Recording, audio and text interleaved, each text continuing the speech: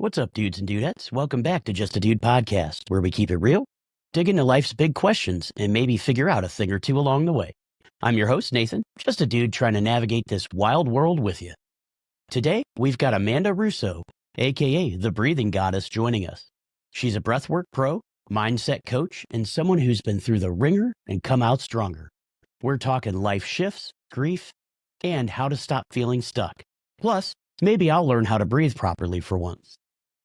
If you've ever felt like life's got you in a chokehold, this episode's for you. Stick around. All right, let's bring in Amanda Russo. She's the host of Mander's Mindset, a podcast all about getting unstuck and living your best life. She's a breathwork detox facilitator, a transformative mindset coach, and even a divorce paralegal. Amanda, welcome to the show. Yeah, thanks so much for joining us here on Just a Dude podcast. You know, we're just a podcast for normal, everyday folks that try to learn new things to enhance our lives. So we're so glad that you joined us. And with that, can you give the audience a little bit, like your fucking elevator pitch, a little bit about Amanda, the breathing goddess? Yeah, absolutely. So I call myself the Breathing Goddess. I am a breathwork detox facilitator. I also host two podcasts. I host Mander's Mindset and the Breathwork Magic podcast, and been doing that about 2 years. Been facilitating breathwork about 2 years, and I first got into breathwork because I did one session and it transformed my grief to gratitude, and I was hooked ever since. Wow, that's amazing because breath work is something I feel like, I've heard about it, but I don't really know what it is. So I was kind of intrigued when, you and I hooked up through Podmatch because I was thinking, man, this is going to be something because my wife's always into a lot of natural things to try to, make yourself a little bit better. And let me trust you, I'm kind of getting on that kick. I don't want any foreign medicines or anything like that. I'd rather do things as naturally as possible at this point in my life. But yeah, can you kind of give us a little idea about what breath work is and, just so the normal everyday people can kind of understand what we're talking about today. Yeah. So it is very difficult to explain in words. I will say that. But we like to say it's like 20 years of therapy in one session. It's similar to meditation. It's almost like meditation on steroids. It's more intense than meditation. And I always tell my clients, we call it breath work for a reason. It's going to seem like this easy thing when I'm teaching you how to do this. In the moment, it is not going to feel easy at all. It's going to feel like a lot of work. Yeah, anything worth doing is you got to put some work into it, right? Yeah. Yeah, excellent. And so, Amanda, your podcast is all about kind of shifting your mindset, like when you're stuck. And what got you into that? Was there like a moment where you were just like, yeah, I need to change. I need to change something.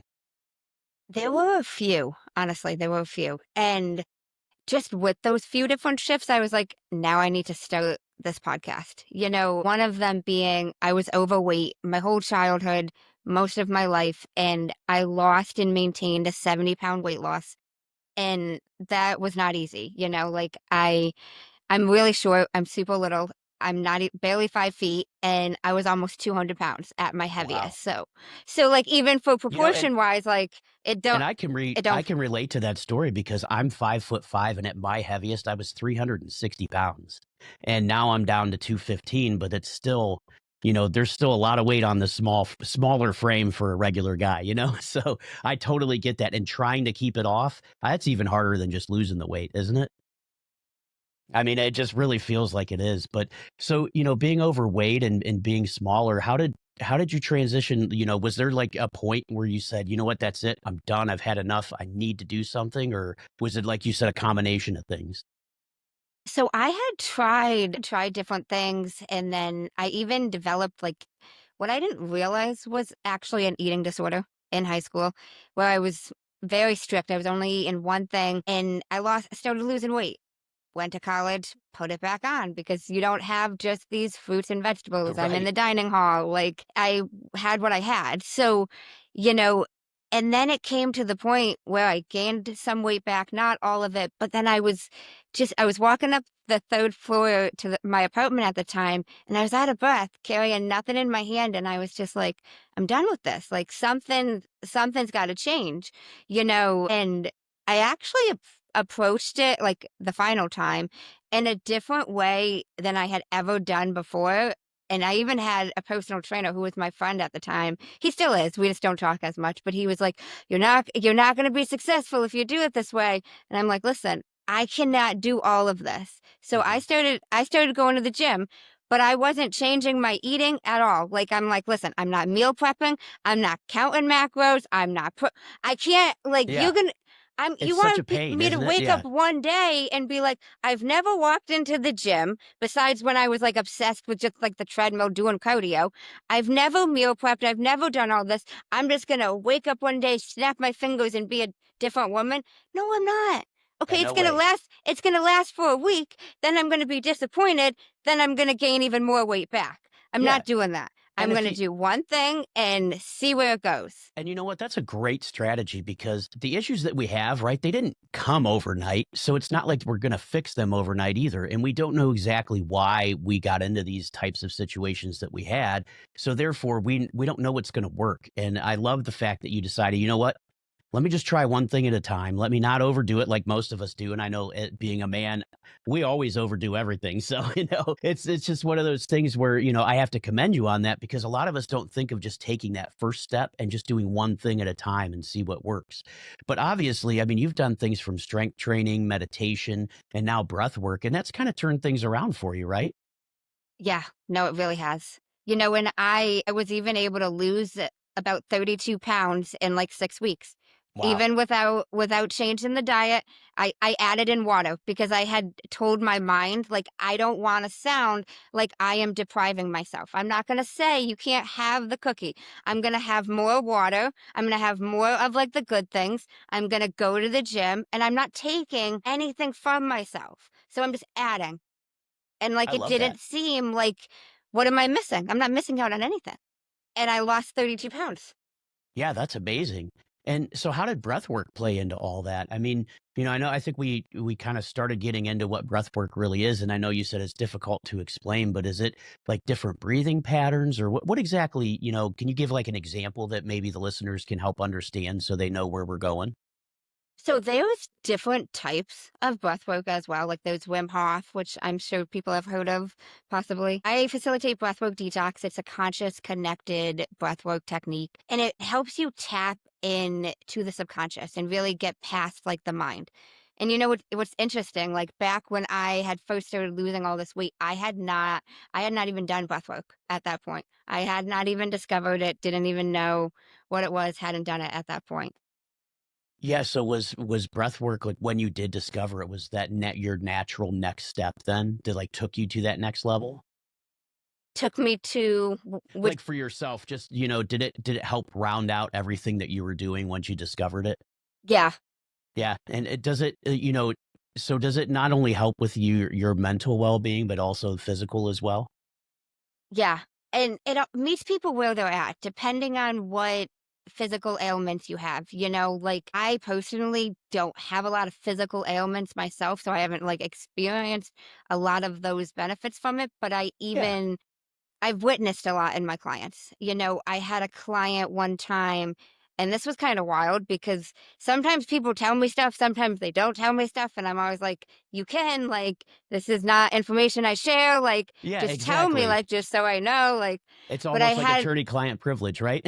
Whatever says here, we're gonna stay here, right?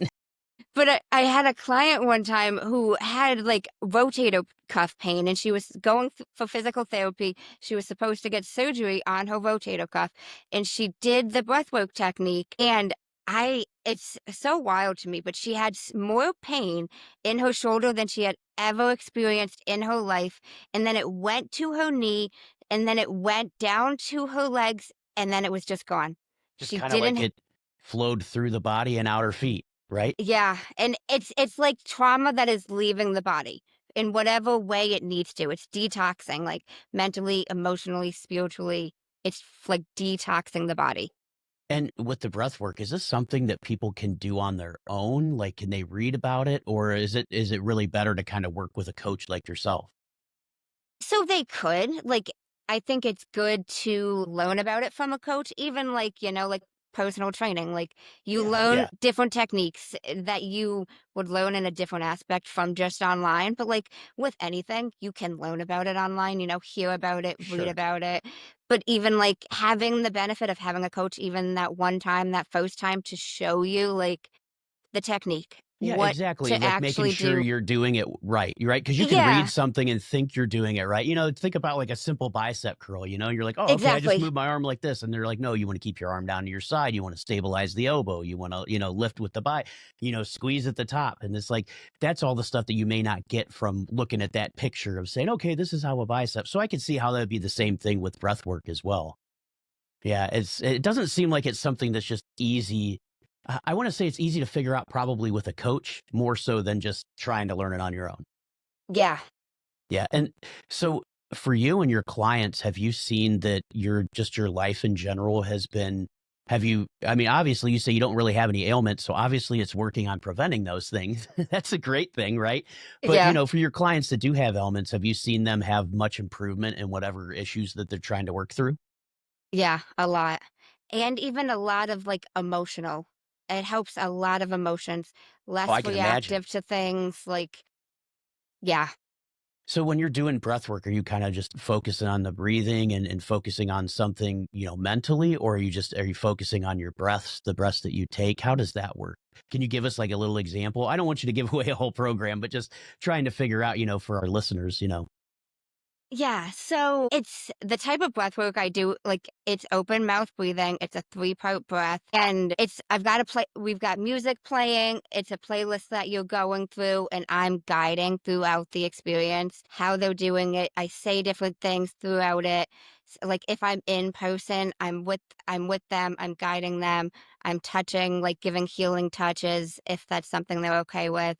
And it's similar to, like, almost like a group guided meditation, That's where I but was going to ask you next. But yeah, that's we say almost like meditation on steroids because, like, you have this loud music playing. It's not like this calm, like, soothing, like, meditation type music that you would picture. It's this loud, upbeat music. Like, I've had people tell me, like, "This is too loud." Well, like, that is part of the point, that it is really loud.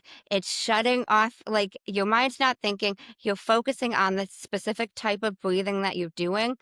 It's not a breathing like that we yeah. normally do. So like you're not really thinking. I like it. So you're kind of like, with the loud music and stuff, kind of shutting down the other senses to try to dull them out so you can focus Yep. on the breath work and what you're looking at.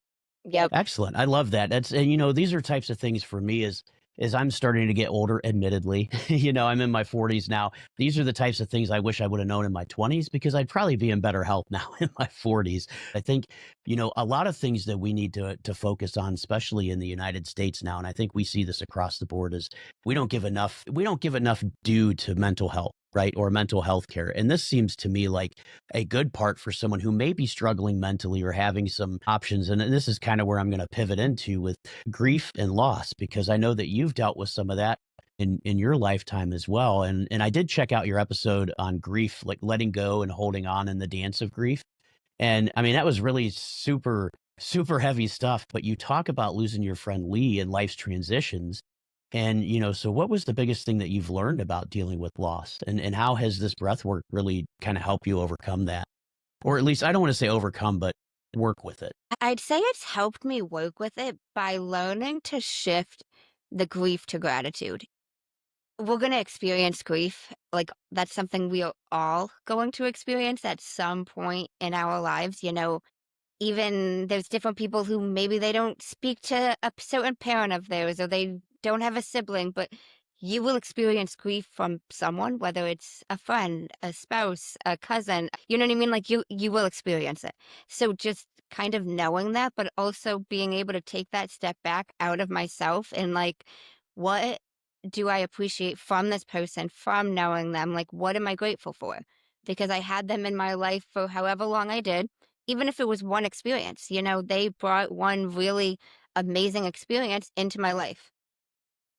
Yeah, and it's great that you say that too, to focus on the positive sides too, because when I got married almost 20 years ago now, my best man was a Vietnam vet and he passed away this last year. But That was one of the things that I looked at too, was that I didn't wanna focus on any bad times or the fact that he was gone. I wanted to look more on the positive side and all the time that we did get to spend together over that 20 years, and even beforehand, to know that, to see where his progression was, where our friendship went from and where it went to. And, it is nice to not focus solely on the bad parts, but start to really look at the things that went well and that you had a good relationship. And I think, grief is really hard for so many people, and I know that for sure. But, definitely you're right. Focusing on the positives, not the negatives. That's such great advice, really, for anybody. And with you, have you used your breath work to ever help with these types of griefs or emotions and things like that? Yeah, and honestly, not even intentionally. Like the first time I ever did breath work, like it was the anniversary of my grandma's passing. And people have heard this story like 1,000 times, but like I didn't even know what breathwork was. I thought I was going to this meditation. It was an hour and a half long. My mom was like, "You're going to meditate for an hour and a half?" I'm like, "Mom, I don't know. I guess so." Like, I didn't want to sit home alone and just like wallow in pity. It was the anniversary of my grandma's passing. I didn't want to like celebrate. So I'm like, I'm going to go to this breathwork class. Yeah. And at the beginning of it, I was just thinking of all these different things that I'm like, she could have lived longer. Like, I should have had more time with her. She didn't see me graduate high school. All of these, like, things that no matter what I do cannot be changed. Like, I cannot bring back my deceased grandmother. Like, Yeah. there's not enough technology in the No. world for me to, like, Nope. do that. So it's like you can think about all these things and wallow in it forever, but it's not changing. Yeah. So either you think about something else or like Yeah, so it's not good to just kinda linger on those thoughts of the what if, right? Because we can't change that at this point, especially when someone has passed on. I mean, you definitely can't change it then. But yeah, you're absolutely right. And you have 2 choices. We can move on, celebrate their memory, or we can wallow in the self-pity that we've made for ourselves, and that's really not gonna help anybody. yeah, no, exactly. That's And I went to that breathwork class and I had no idea what I was going to expect. Like I thought I was going to do like this calming meditation, whatever. It was not like that at all. And then by the end of it, my mind was just thinking of like all of these different situations that I was like so pissed at, to be honest. Like I was just so mad about. I'm like, this cousin of mine had her grandmother at her high school graduation, all these different things. And my mind had just reframed every negative thought. And it was like, she saw you graduate eighth grade. You wore cap and gown in eighth grade. So you have graduation pictures. And it just reframed like every negative thought from yeah. something that I couldn't change to be like, well, it's here's how it's less worse almost. And I was like, I'm shifting my mindset literally from breathing. Like, Yeah. what? And I was literally blown away. Yeah, and that's one of the things that you do a lot too, is working on mindset shifts, right, with some of your clients. Is there any particular, I mean, other than breath work, and we've talked about that, but are there other things that you do to try to help your clients or friends that, with how to change their mindset? I think a big thing is removing themselves from the situation. Sometimes, depending on the person, and not everybody likes this example, but placing somebody else in the situation, somebody else that they know. Like some of the older people that I work with can't understand the concept of removing themselves from the situation like it's a movie. So, something I have started even recently is, so and so in your life. Let's pretend that this is happening to so and so. Like, what would you say to this person that you know in your life that is experiencing this? And it's like you would tell them something, Yeah. So like You'd give how some type of advice or say something to them, right? And that's kind of what you're getting to, is saying, "Hey, step outside yourself. Pretend like this is, instead of this being Nathan here, this is Amanda here. And what advice would I give Amanda on how to deal with this?" And that's kind of what you're telling folks to do, right? Is just step outside yourself and say, "Hey, what advice would you give to one of your friends that were in the same situation? And then how does that not apply to you?" Right? yeah. Because that would definitely be, an easy thing to tell, and it seems so easy, but when you're in the moment, sometimes you need that help to figure out, "Okay, I gotta be out of this moment for a second." Yeah. And sometimes even putting somebody else in the situation, like, if this was so and so, what would you say to them? And people usually have an answer for that. Like, because if you I've said to people, "Well, if you removed yourself," and they're like, "I can't imagine that if it wasn't me." Like, what does that mean?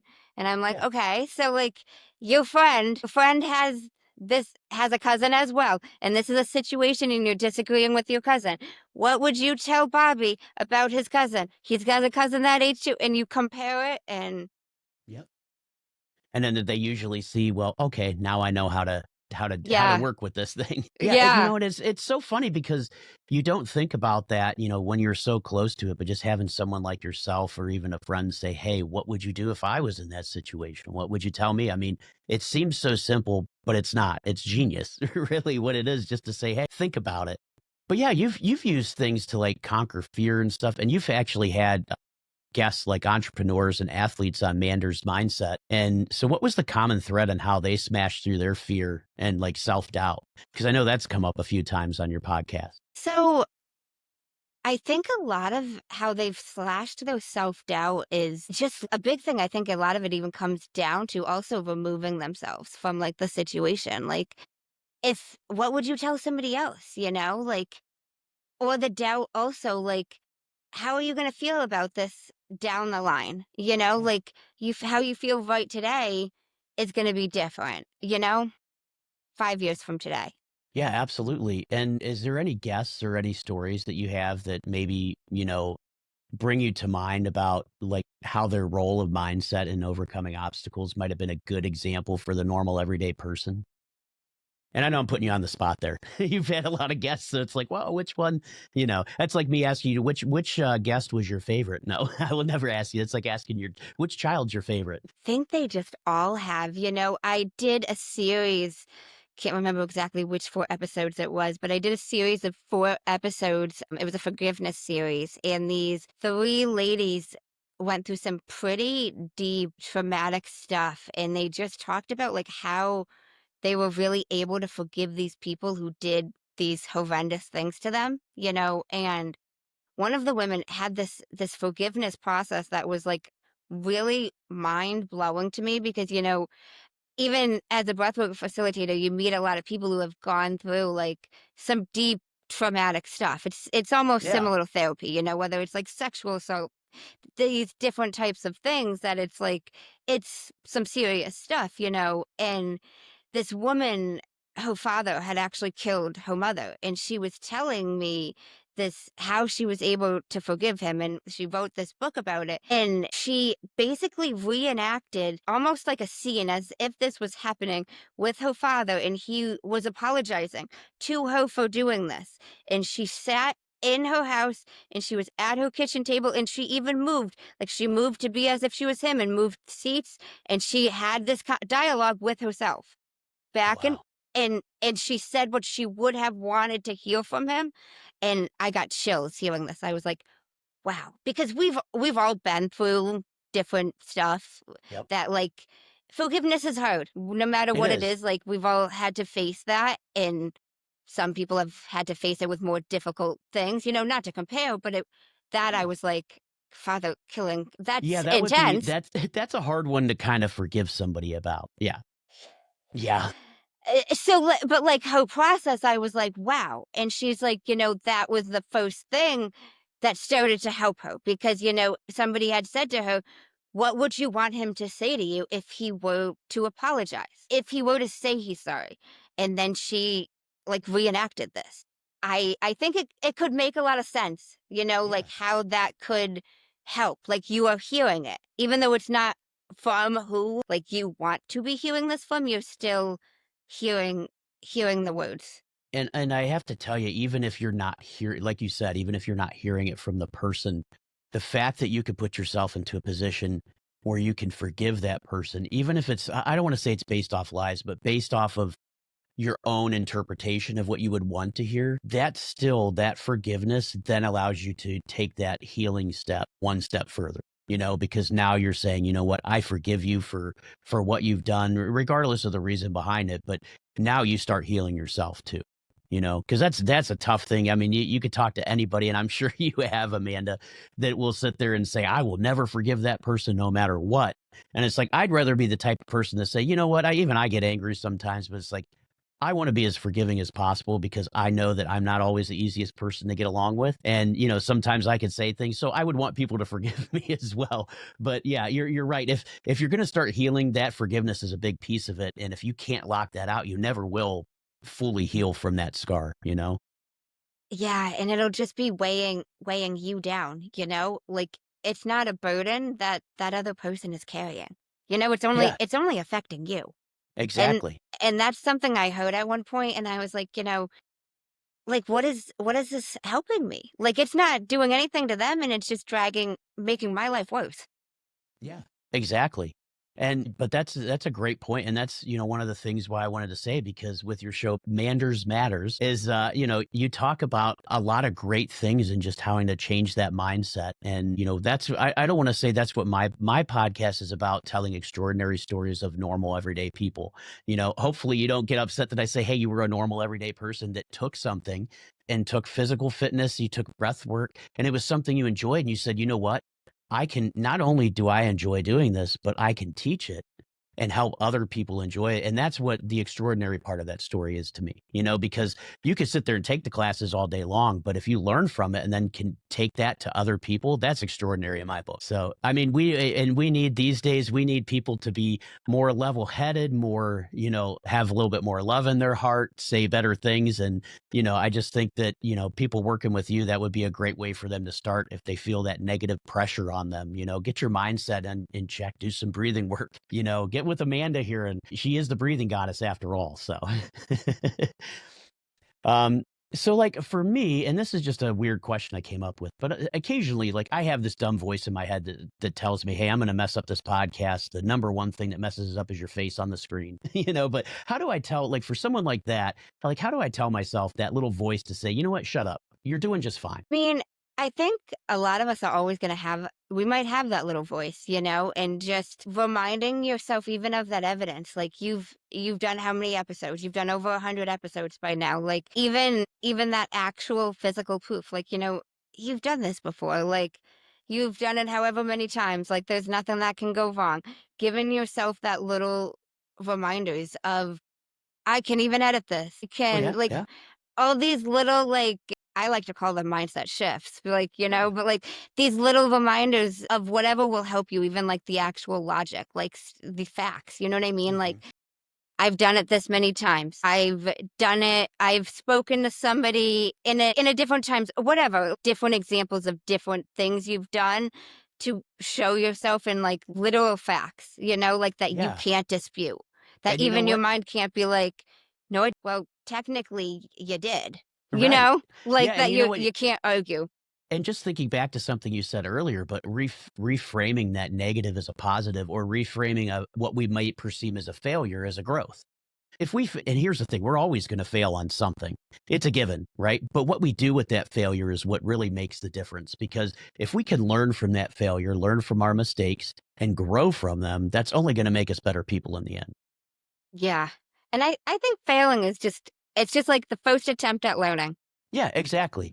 Yeah, it was, I didn't fail 100 times. I found 100 times how to not make a light bulb, right? I think it was that Thomas Edison that said that, whoever said that. But yeah, it is funny but it's just something so simple that we don't think about, but just taking that failure and reframing it as a growth opportunity. I mean, it seems like it should be common sense that everybody should know that, but we don't think about that at all. So excellent advice.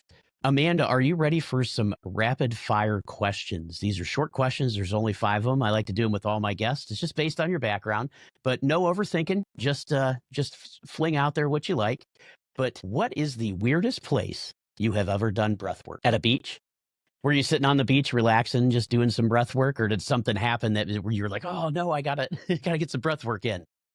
I was actually like climbing on these like rocks things. Like, it was not an area to normally be doing breath work. And I just laid down on these rocks and I was like, this would be cool with the breeze to like do Oh it yeah, here. And yeah, I did. yeah. So you just One took of in the my whole friends took area. a photo of me because they were like, what are you doing? But That's awesome, though. I I've love got a that. cool photo of me like doing breath work with water behind me.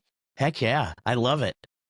All right. And we talked about music before because I know you use it in your breath work when you're doing your guided breath work. But what's one song that pumps you up when life's rough that can really get you in that zone? Or a genre? Here, we'll go genre. We'll go more broader. Some sort of pop. Some sort of pop. I'm a pop gal. Are you like more modern pop or like, early 2000s, Yeah, mid I'm 2000s? an Yeah. early 2000s Okay. kind of gal. Yeah, I can get on with that. Yep. I love it. The biggest fear that you've crushed lately, if any. Well, okay. I don't know if this was a fear, but a little bit of a like, I don't know how to do this sort of thing. I actually hosted my first new moon ceremony event this past weekend with Breathwork incorporated in it. And I don't know if it was a fear, but it was something that like I had an interest in. I attended one before and I didn't necessarily know like what this ritual would be, but I just did a little bit of research. I created this ritual and I hosted it at a yoga studio and it turned out great. I'm hosting another one for the next new moon. All right, so I got to ask, what is that? What is the new moon ceremony? I'm just curious, and I'm sure our listeners are too. And if you got another one coming up, right? Let's let them know about it. Yeah, so I still had the breathwork detox session, but I had had a few women tell me that they wanted it to be more of a ritual type of experience. And I'm like, okay, I don't know what this means, but I'm going to make this more ritualistic. So I started it off with a guided meditation that I led them in to get them really like into the moment, in present, calm, cool, collected. Then I had journals that I had handwritten journal prompts in specific for the new moon to things they could call an intention, very specific questions like for like the time of the season. We had time for that. I had specific music playing during the journaling session. Then I went into a breathwork detox session and then I made herbal tea and I had a little tea circle. We had snacks and That actually sounds pretty awesome. That seems like it would yeah, be nice and relaxing. it I was. mean, It was great. It was I love great. it. All right, question number 4. Sorry, I went off there because I was interested, No but worries. No worries. all right, coffee or tea? What's your go-to fuel for the breathing goddess? I like flavored iced coffee. Okay, so you're an iced coffee person. I am it's funny, my wife is an iced coffee person, and I am a hot coffee person. I cannot drink it cold, don't know why. But then again, I only drink black coffee, so that's it. Yeah, but excellent. If you could tell your younger s and this is the last one, but if you could tell your younger self one thing, what's it gonna be? I like questions that make you think. Whatever it is you want to do, just do it. I love that. Yeah, you're absolutely right because I think so many times we get ideas in our minds and they stay there and they stay there. And I think we tell ourselves, right? Oh, you can't do that, or oh, that's not realistic for you. But you're absolutely right. You have to do it. Like when I started this podcast, it was like a year in the making and I just wouldn't hit that record button, wouldn't hit that record button. And I never thought I would have guests. And now here I am with the breathing goddess. I mean, how does it get better than this? No, I am serious that, I mean, just the fact that I hit that record button the first time spiraled into something that I never thought it would be. And I get to meet so many interesting people and share your stories with everybody else that may never hear them, you know? And that's what, it's one of those things that where I agree with you 100%. Don't tell yourself no, tell yourself yes. If you want to do something, do it. I love Yeah. it. And there's so many times like I feel like in life we'll want to start a podcast, we'll want to start whatever it is, the business, we'll start going to the gym, but we're waiting for XYZ and like to have check all these Yeah, boxes. And it's like at some point you need to just start and do the thing. Like when exactly. I when I first started my podcast, I didn't even have a laptop. I was doing it on my phone and I just started it because it was one of those things that I was like I have always been such a planner. I'm making sure like A, Yep. B, C, D is like checked off. And I'm like, yo, I'm gonna be waiting like a whole year before I start this. And I'm That's like, exactly what happened to me. Yeah, exactly. I was like, okay, I got to do this. I got to do that. I got to have this. I got to have that. And then I'm hearing people, I went to, I don't know if you've ever been, but there's a Podfest. It's in Florida, but it's a convention for podcasters. And yes, yes, yes, I have been. oh my gosh, I went to that. And that is really what kickstarted me because not only did I find like everything, the learning opportunities were fantastic, but the podcast community in itself is just I mean, we all want everybody to succeed, which is, it hurts us if you succeed more than me, people are listening to you more. But I'm like, you know what? If you have success, that means we all have success. And that means we could keep doing this together. But yeah, Podfest was a huge thing for me to push me over. And When I'm did glad you that go to Podfest? just When this did you last go? year, yeah, 25 Okay. January this year. So I'm definitely going back Okay. next year for sure. I didn't go this past year, but I went the year before. I even got it. Oh, I love it. That's awesome. Oh my I gosh, had look an at that. amazing time. I had an amazing I time. did too. Yeah. Well, I hope you can make it back this year because Yes, I think it's going to be I'm even gonna bigger. go. I'm Yeah. gonna go in January. I That's am. awesome.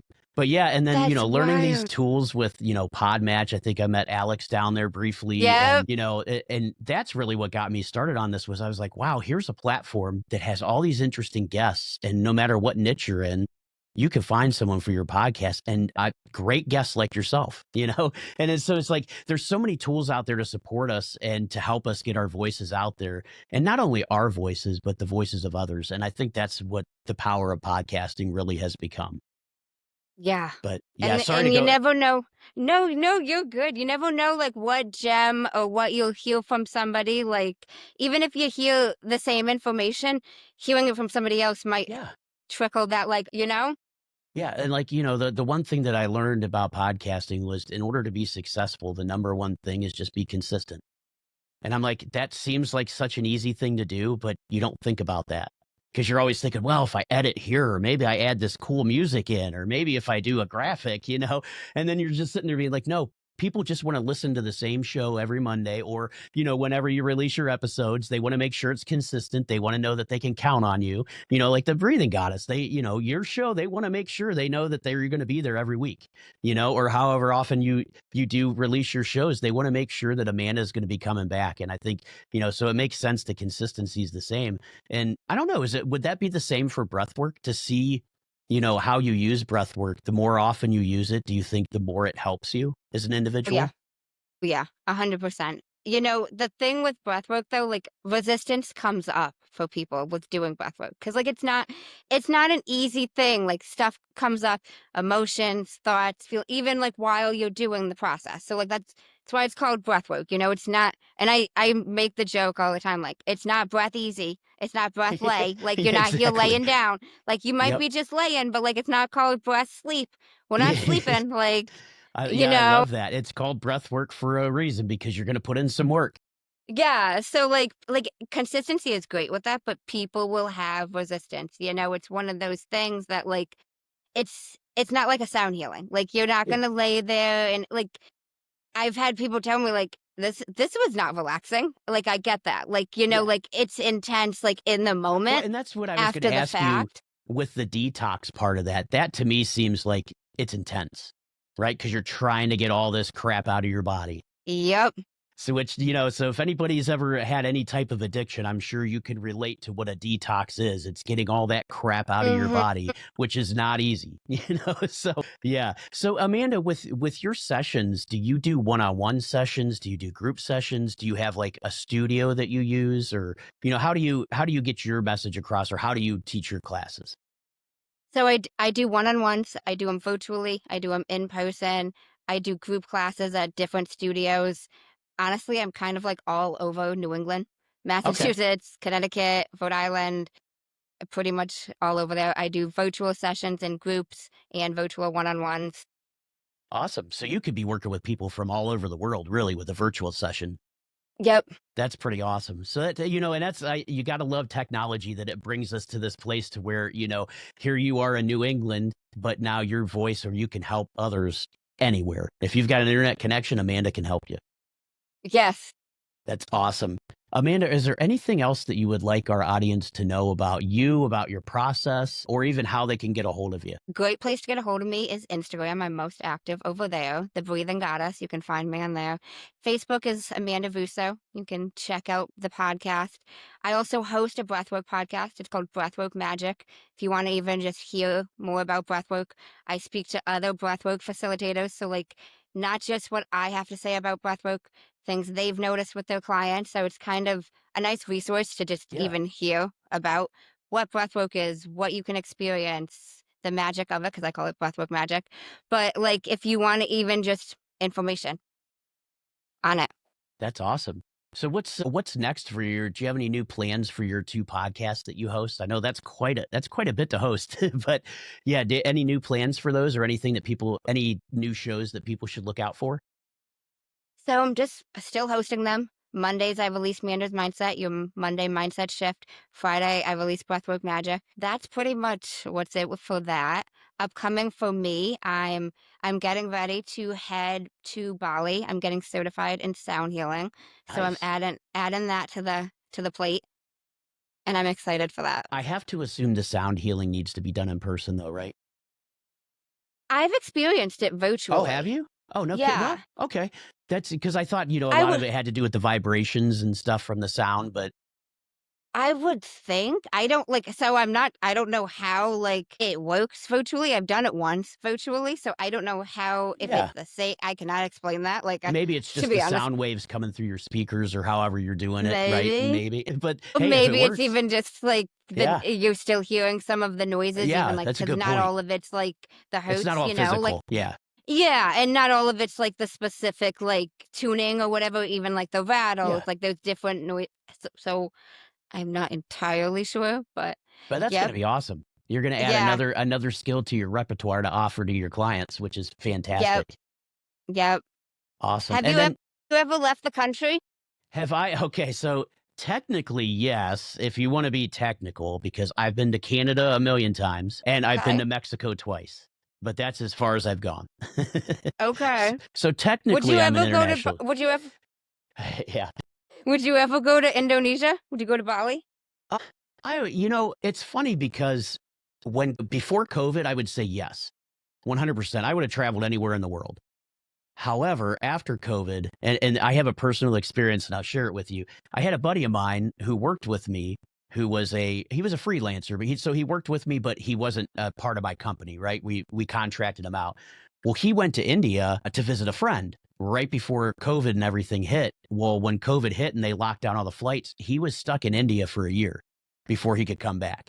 So now that kind of scares me a little bit to say, I'm not sure if I want to go to Indonesia for, and be stuck there for a year.